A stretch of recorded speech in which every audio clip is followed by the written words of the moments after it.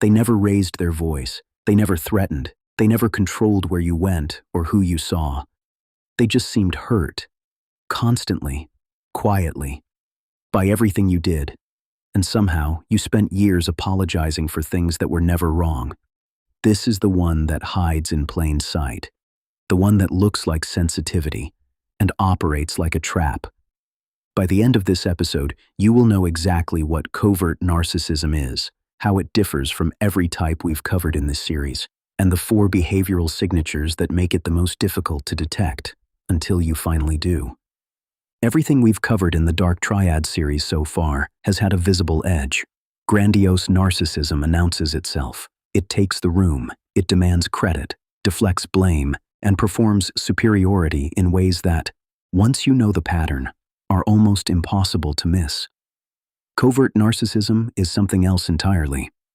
In 2003, Jonathan Cheek and his colleagues at Wellesley College published research identifying what they called the covert or vulnerable narcissistic subtype, a profile that shares the same core architecture as grandiose narcissism, but expresses it in the opposite direction.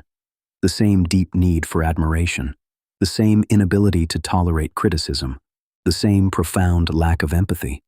But instead of dominance, you get withdrawal. Instead of arrogance, you get injury. Instead of spectacle, you get silence. Dr. Craig Malkin, a clinical psychologist at Harvard Medical School and the author of Rethinking Narcissism, describes the covert type as the narcissist who never looks like one. The grandiose version performs its superiority outward. The covert version performs its suffering inward. But the performance is still a performance. The audience is still you. That distinction is the key to everything that follows. There are 4 behavioral signatures that distinguish covert narcissism from grandiose narcissism and from ordinary human sensitivity. The first is chronic, weaponized fragility. Picture this.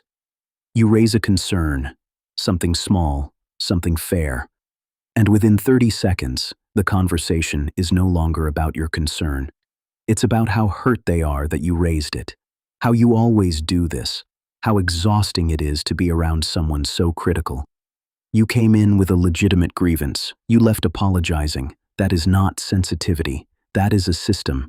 The fragility is real in the sense that they feel it genuinely, but it is also deployed, reliably, to redirect accountability.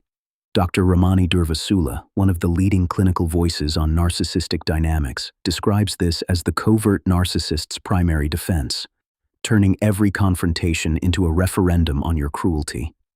The second signature is passive authority. They never give orders. They give sighs. They don't demand. They withdraw, and the withdrawal is eloquent. A certain silence after you say no. A heaviness in the room that lifts only when you give them what they wanted. This is control without a command, power without a raised voice. The third is competitive victimhood. This one is subtle, but once you see it, you cannot unsee it. They are always the most exhausted person in any room, always carrying the heaviest invisible weight. If you mention that you're struggling, they will meet it with something harder they're going through. Not because they don't care about you, but because suffering is currency for them. The person with the most of it holds the most relational power. The fourth signature, and the most destabilizing, is selective memory. The thing you distinctly remember saying was never said that way. The agreement you both made was never made. The moment that hurt you didn't happen the way you experienced it. Not through dramatic denial, through gentle, persistent confusion. I just don't remember it like that. You came away from that conversation wondering if you remembered anything correctly. That is not an accident. Here is where covert narcissism diverges most sharply from every other type in this series, and where the field has consistently underestimated its impact. Grandiose narcissism operates through shame. It makes you feel small, insufficient, lucky to be in their orbit. The mechanism is top-down.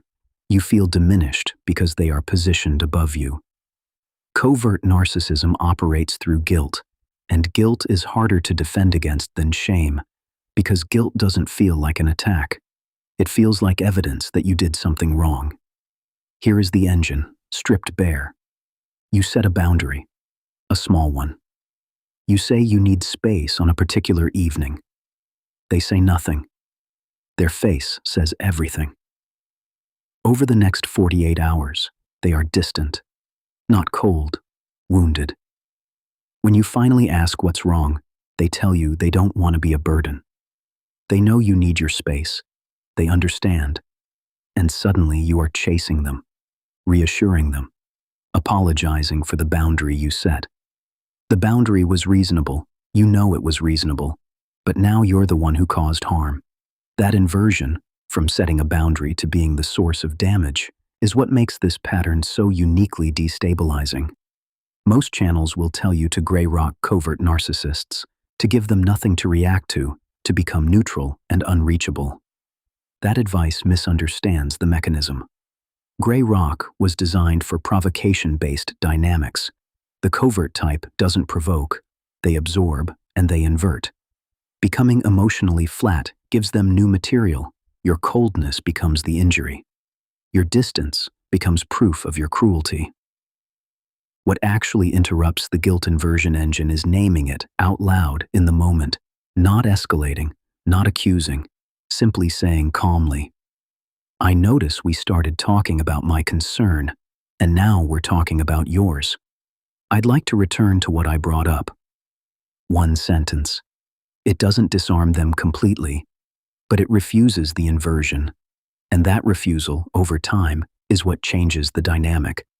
The reason covert narcissism is so difficult to detect is that its primary effect is confusion, not pain.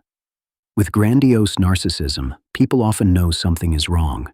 They feel diminished, they feel controlled. The wound is legible. With the covert type, the dominant experience is disorientation. You cannot figure out why the relationship always feels slightly off. You cannot explain to anyone else why you feel so tired after spending time with this person, because nothing happened. Nothing dramatic. Nothing that would make sense as a story. If you've ever been called too sensitive by the most sensitive person you know, you were not feeling too much. You were being redirected. Here is the clearest detection signal the research offers. Pay attention to who does more apologizing in the relationship and what they're apologizing for. In a covert narcissistic dynamic, the non-narcissistic person apologizes constantly for their tone, for their needs, for their reactions, for their attempts to raise concerns. The covert narcissist apologizes rarely, and when they do, the apology contains a reversal. I'm sorry you felt that way, or I'm sorry I'm not perfect enough for you. The apology that contains an accusation is not an apology. It is a continuation of the argument by other means. One more signal. Think about what happens when the relationship is going well, when you are giving them what they need, when the dynamic is smooth. Notice whether you feel like yourself in those moments, or whether the smoothness requires you to be smaller, quieter, less insistent on your own reality. The absence of conflict is not the same as the presence of health. 3 things you can start doing now. First, name the pattern to yourself before you name it to them. Write down what happened after a difficult conversation, what you brought in, what you left with, whose concerns were addressed. Clarity on paper is harder for guilt to erode than clarity in memory. Second, practice returning to the original point, not aggressively, not repeatedly, once. I hear you. I'd still like to finish the conversation we started. You do not have to win the argument to refuse the inversion. You only have to stay on the subject. Third, notice the pattern across time, not just across conversations. One difficult interaction proves nothing.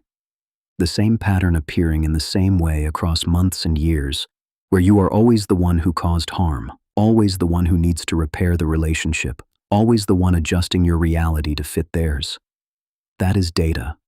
Trust it. Every situation is different. If you are in a situation where setting a boundary could put you at risk, your safety comes first, before any strategy in this video.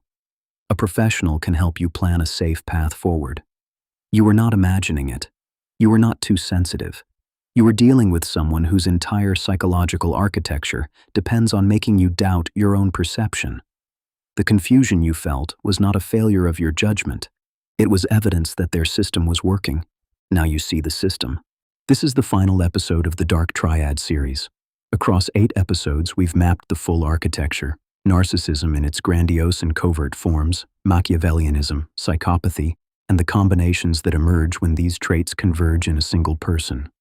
But there's a question the Dark Triad framework was never designed to answer.